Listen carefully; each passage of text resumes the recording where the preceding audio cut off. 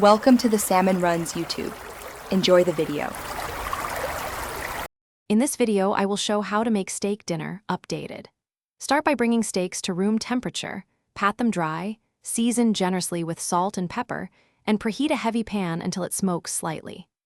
Sear for a few minutes per side depending on thickness, flip only once, add butter and aromatics, baste briefly, then rest the steak for 5 to 10 minutes before slicing against the grain and serving.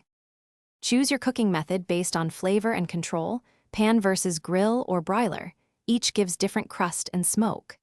Use a high smoke point oil like canola, preheat to a hot surface, and sear to form a crust.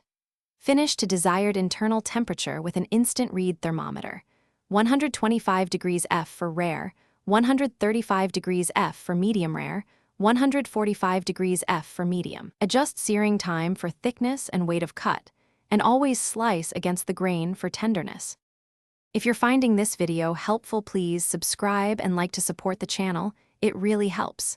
Quick recommendation: Dollar Banknote, a book that can truly change how you think about money. The Simple Path to Wealth pairs oddly well with budget-friendly dinners like this.